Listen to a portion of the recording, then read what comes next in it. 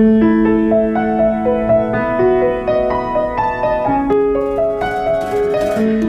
it bang, bang.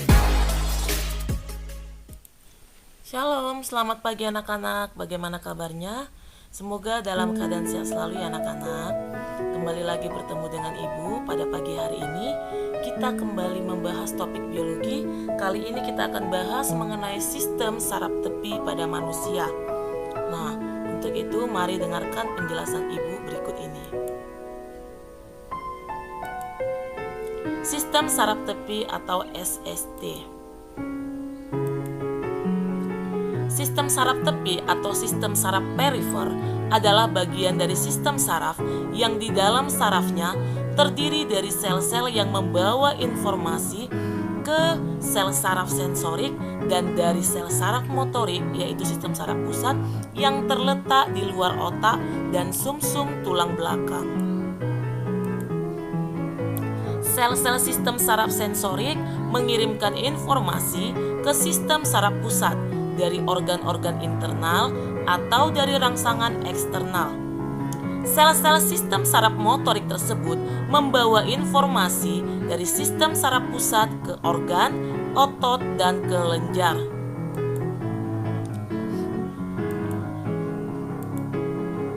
Sistem saraf tepi meliputi yang pertama yaitu sistem saraf kranial yang berasal dari otak dan sistem saraf spinal yang berasal dari medula spinalis. Pada sistem saraf tepi terdapat ganglion, yaitu struktur lonjong yang mengandung badan sel neuron dan sel glia yang ditunjang oleh jaringan ikat.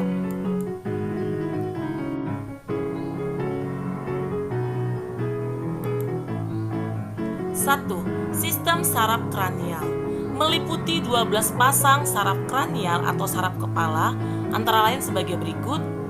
Yang pertama, olfaktori, jenisnya sensori, fungsinya menerima rangsang dari hidung dan menghantarkannya ke otak untuk diproses sebagai sensasi bau.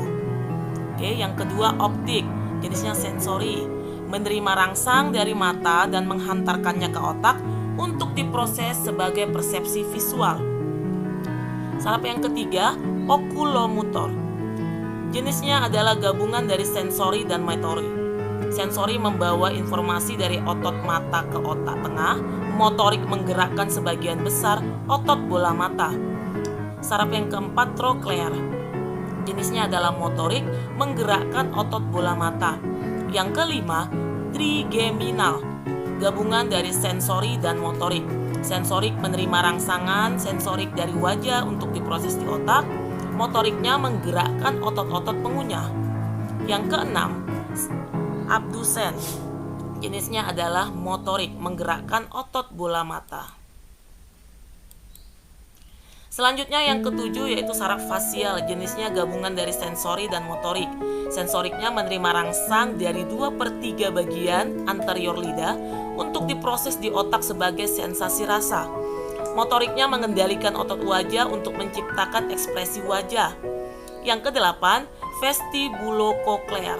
Jenisnya adalah sensori. Sensori sistem vestibular mengendalikan keseimbangan.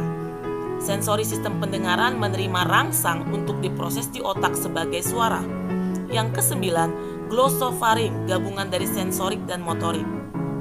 Sensorik menerima rangsang dari bagian sepertiga posterior lidah untuk diproses di otak sebagai sensasi rasa.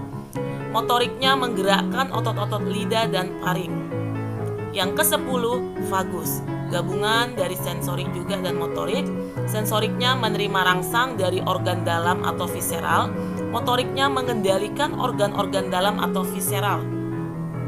Yang ke-11, saraf aksesori spinal. Gabungan dari motorik dan sensorik menggerakkan otot trapezius dan sternocleidomastoideus atau mengendalikan pergerakan kepala. Dan yang terakhir, saraf yang ke-12, hipoglosal, gabungan dari sensorik dan motorik juga, yaitu untuk mengendalikan pergerakan lidah.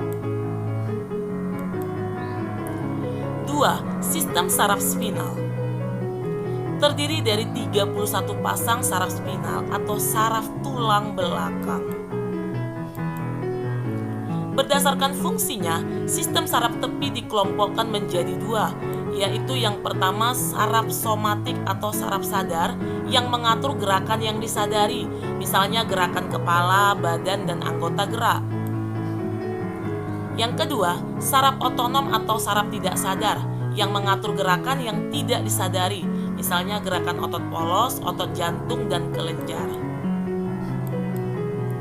Skema gerak sadar, datang impuls atau rangsangan ke reseptor atau indera, lalu melalui saraf sensorik, lalu melalui otak, lalu melalui saraf motorik, lalu ke efektor atau otot. Sedangkan gerak refleks tidak melalui otak, karena setelah dari impuls ke reseptor atau indera, lalu saraf sensorik langsung ke sumsum tulang belakang, jadi tidak melalui otak, lalu ke saraf motorik, dan yang terakhir ke efektor atau otot.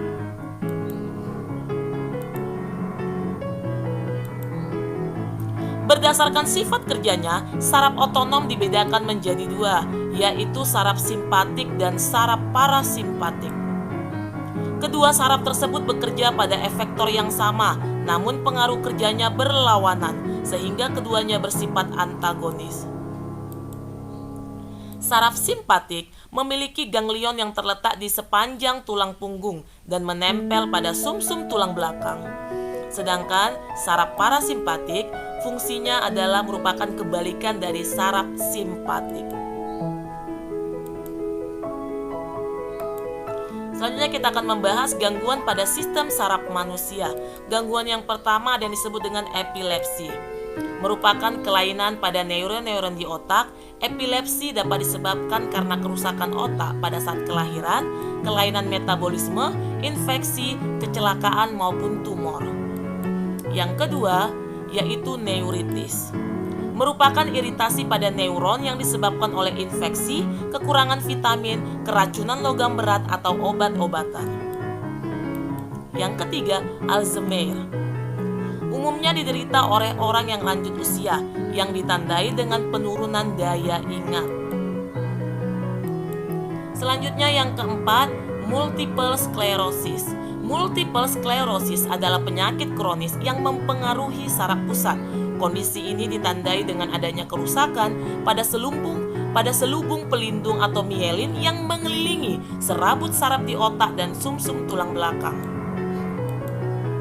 Yang kelima, Bell's palsy. Bell's palsy adalah kondisi lemah atau lumpuh tiba-tiba pada satu sisi wajah.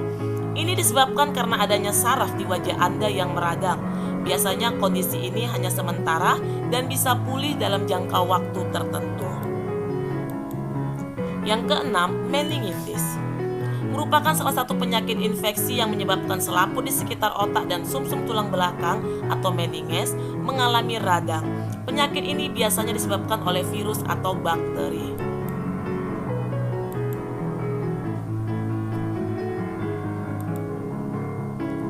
Selanjutnya kita akan membahas cara mengobati kerusakan saraf tepi.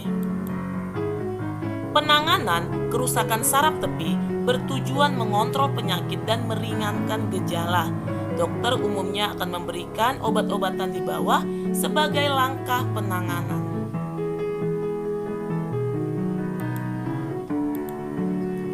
Selain pemberian obat-obatan, tindakan medis juga bisa menjadi pilihan penanganan neuropati perifer. Tujuannya juga untuk meringankan gejala.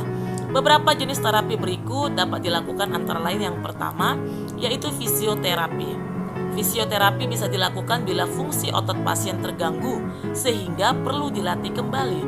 Penggunaan alat bantu seperti tongkat jalan juga bisa digunakan pada terapi ini. Yang kedua, TENS. TENS dilaksanakan dengan mengalirkan arus listrik ke kulit dengan memakai elektroda. Durasinya bisa berlangsung dalam 30 menit per hari dan dijalani selama 30 hari. Dan yang terakhir, operasi. Operasi juga bisa menjadi pilihan penanganan kerusakan saraf tepi. Langkah ini biasa dianjurkan bila gangguan saraf terjadi akibat tumor. Baiklah anak-anak, itu dia tadi penjelasan Ibu mengenai sistem saraf tepi. Terima kasih banyak buat kalian yang sudah mau mendengarkan. Apa yang sudah kalian dengarkan hari ini, silahkan kalian pindahkan ke buku catatan kalian, tulis yang rapi, Dan jika ada pertanyaan atau hal-hal yang kurang jelas, boleh kalian tanyakan kepada guru biologi kalian masing-masing yang ada di kelas.